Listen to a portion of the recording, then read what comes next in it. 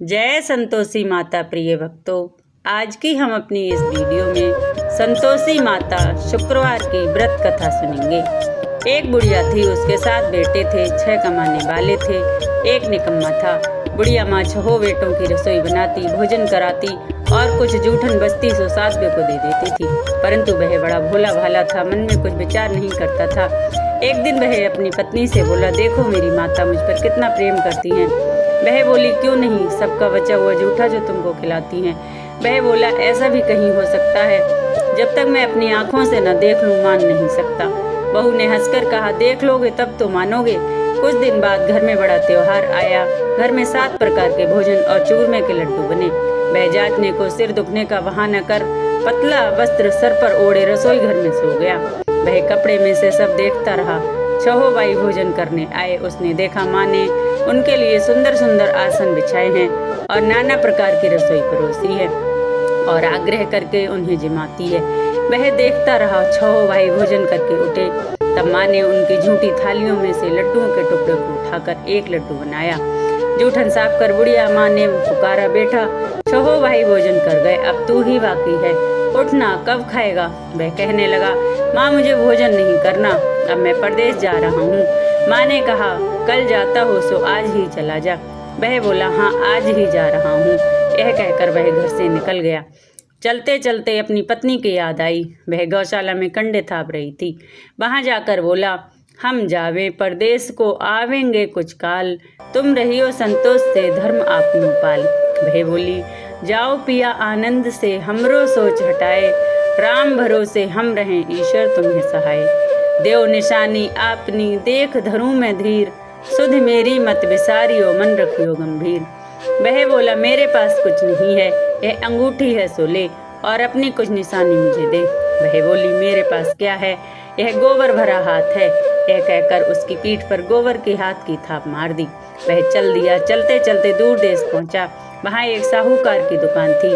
वहाँ जाकर कहने लगा, भाई मुझे नौकरी पर रख लो। साहूकार को जरूरत थी, बोला रह जा।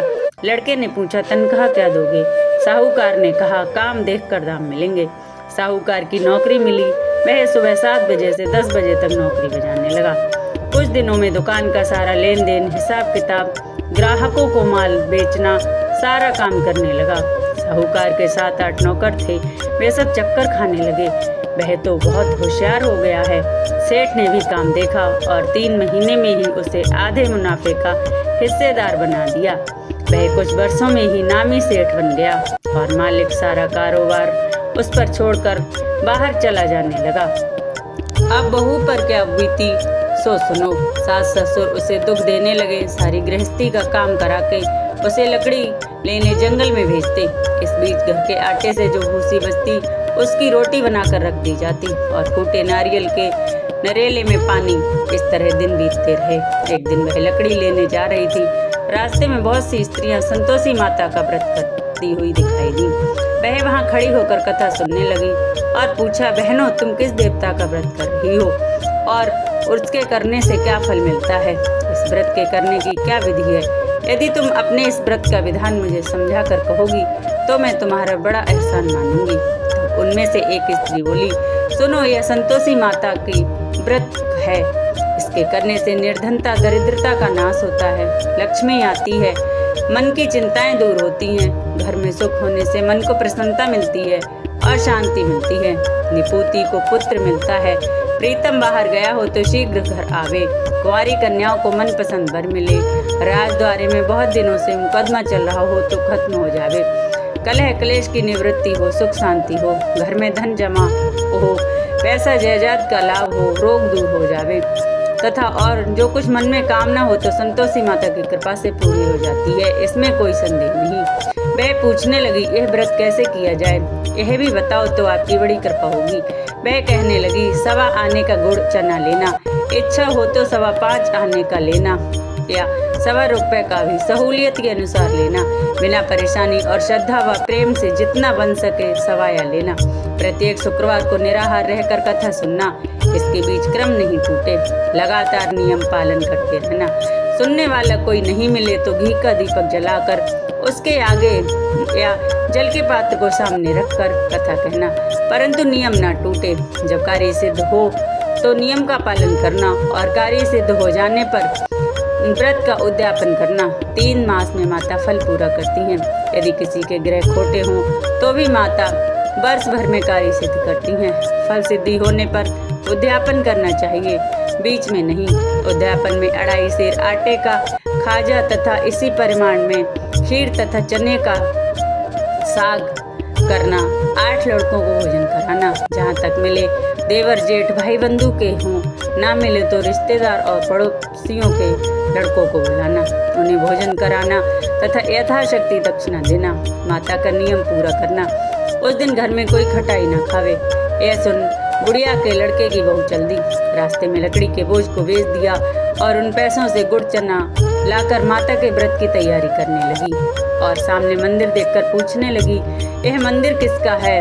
वह सब लोग कहने लगे, यह संतोषी माता का मंदिर है। यह सुनकर माता के मंदिर में जाकर चरणों में लौटने लगी, दीन हो विनती करने लगी, मैं निपट अज्ञानी हूँ, व्रत के कुछ नियम नहीं जानती, मैं बहुत दुखी हूँ। माता जगत जननी, मेरा दुख दूर करो, मैं तुम्हारी शरण में हूँ।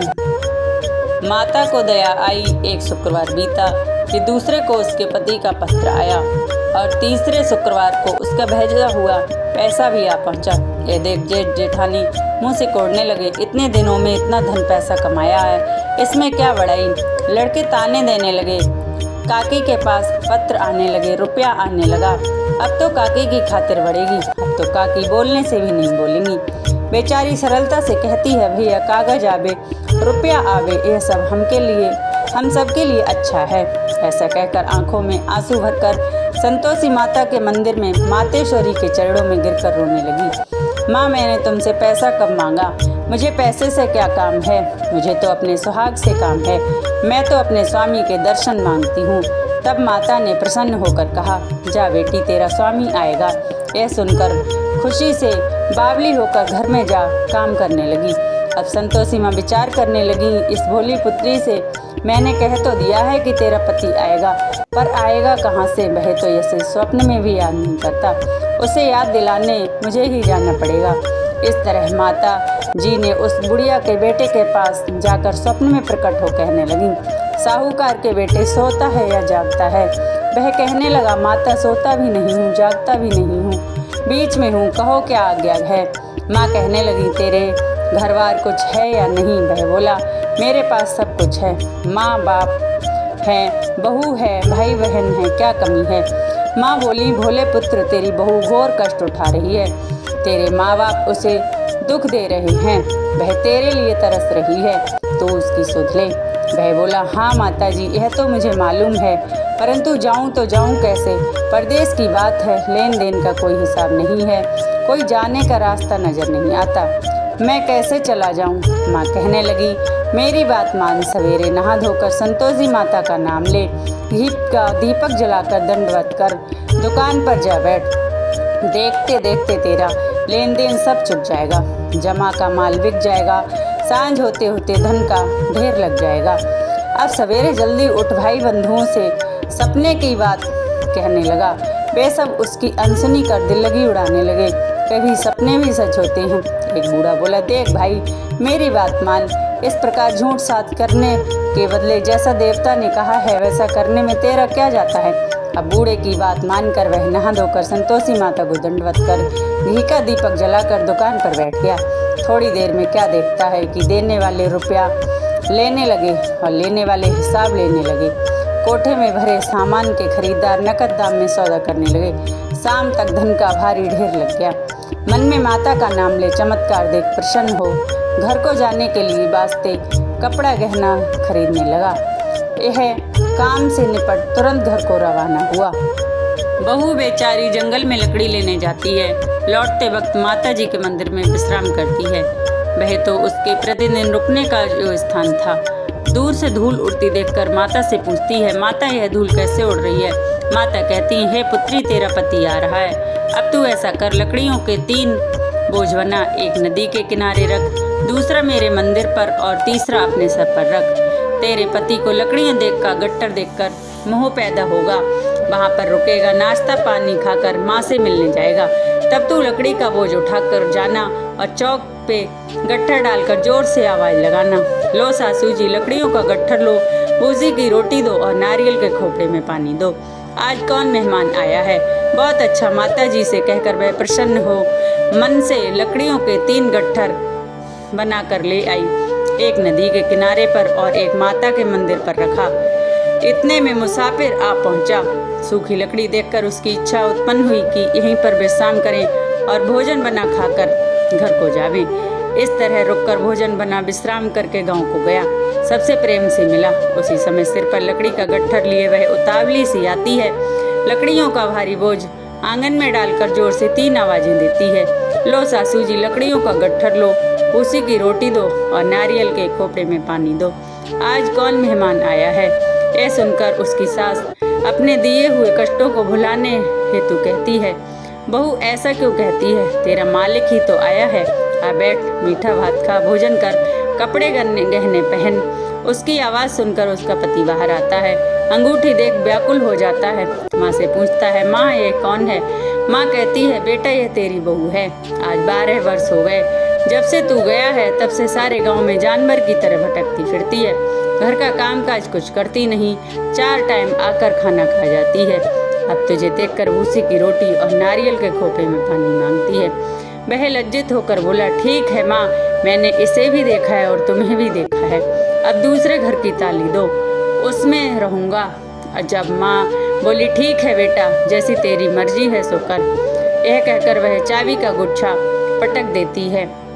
उसने ताली लेकर दूसरे मकान की 3री मंजिल का कमरा खोला, सारा सामान जमाया।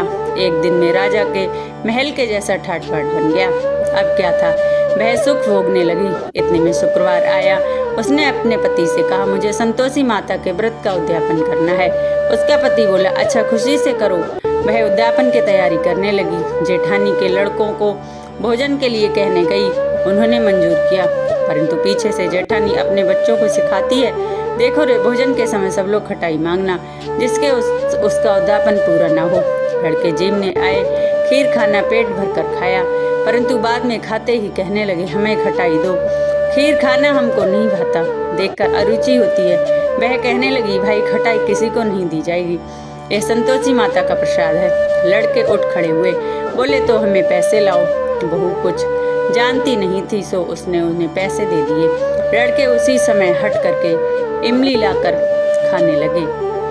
यह देखकर बहू पर माता जी ने कोप किया। राजा के दूत उसके पति को पकड़ कर ले गए। जेठ जेठानी मनमाने वचन कहने लगे, लूट लूट कर इतना धन इकट्ठा करा था, अब सब मालूम पड़ जाएगा जब जेल की मार खाएगा। बहू से यह वचन सहन नहीं हुए। रोती हुई माता जी के मंदिर में गई। कहने लगी, हे माता, तुमने क्या किया? हंसाकर रुला दिया, भक्तों को रुलाती हो आप। माता बोली, बेटी तूने उद्यापन करके मेरा व्रत भंग किया है, इतनी जल्दी सब बातें भुला दी। वह कहने लगी, माता भूली तो नहीं, ना ही कुछ अपराध किया, मैंने तो भूल से लड़कों को पैसे दे दिए, मुझे क्षमा करो, मैं फिर से तुम्हारा उद्यापन करूंगी। माँ बोली, अब भूल मत करना। वह कहती है, अब भूल नहीं करूंगी। आप बतलाओ माता, वो कैसे आएंगे? माँ बोली, जा पुत्री, तेरा पति तुझे रास्ते में आता मिलेगा। वह निकली, राह में पति आता मिला। वह पूछने लगी, तुम कहाँ गए थे? वह कहने लगा, इतना धन जो कमाया है उसका टैक्स राजा ने मांगा था, वह भरने गया था। वह प्रसन्नता से बोली, भला हुआ, अब घर चलो। कुछ दिन बाद फिर शुक्रवार आया। वह बोली, मुझे फिर से माता का उद्यापन करना है। पति ने कहा, करो। बहू फिर से जेठ के लड़कों को भोजन करने के लिए कह आई। जेठानी ने 1-2 बातें सुनाई और सब लड़कों को सिखाने लगी, तुम सब लोग पहले ही खटाई मांगना। लड़के भोजन करने से पहले ही कहने लगे, हमें खीर खाना नहीं भाता, हमारा जी बिगड़ता है, कुछ खटाई खाने को दे। वह बोली, खटाई किसी को नहीं मिलेगी, आना है तो आओ। वह ब्राह्मण के लड़कों को लाकर भोजन कराने लगी। यथाशक्ति दक्षिणा की जगह 1-1 फल उन्हें दिया। संतोषी माता प्रसन्न हुई। माता की कृपा होते ही 9वें महीने में उसके चंद्रमा के समान एक सुंदर पुत्र प्राप्त हुआ। पुत्र को पाकर वह प्रतिदिन माता जी के मंदिर में जाने लगी। माँ ने सोचा, वह रोज आती है, आज क्यों न मैं ही इसके घर चलूं, इसका आसरा तो देखूं सही कैसा है। यह विचार कर माता ने भयानक रूप बनाया गुड़ चने से सना मुख, ऊपर सूंड के समान होठ, उस पर मक्खियां भिनभिना रही थी। देहली पर पैर रखते ही उसकी सास चिल्लाई, देखो रे, कोई चुड़ैल डाकिन चली आ रही है, लड़के इसे भगाओ नहीं तो किसी को खा जाएगी। लड़के भगाने लगे, चिल्लाकर खिड़की बंद करने लगे। बहू रोशनदान में से यह सब देख रही थी। प्रसन्नता से पगली होकर चिल्लाने लगी, आज मेरी माता जी मेरे घर आई हैं। वह बच्चे को दूध पीने से हटाती है। इतने में उसका सास का क्रोध फूट पड़ा। वह बोली, रांड क्या देखकर उतावली हुई है, बच्चे को पटक दिया। इतने में माता के प्रताप से लड़के ही लड़के नजर आने लगे। वह बोली, माँ, मैं जिस संतोषी माता का व्रत करती हूँ ये वही माता है। इतना कहकर झट से सारे किवाड़ खोल देती है। सबने माता जी के चरण पकड़ लिए और विनती करने लगे, हे माता, हम मूर्ख हैं, अज्ञानी हैं, तुम्हारे व्रत की विधि हम नहीं जानते। आपका व्रत भंग करके हमने बड़ा अपराध किया है। जग माता, आप हमारा अपराध क्षमा करो। इस प्रकार माता प्रसन्न हुई। बहू पर जैसे माता प्रसन्न हुई वैसे माता रानी सब पर प्रसन्न हो। बोलो संतोषी माता की जय।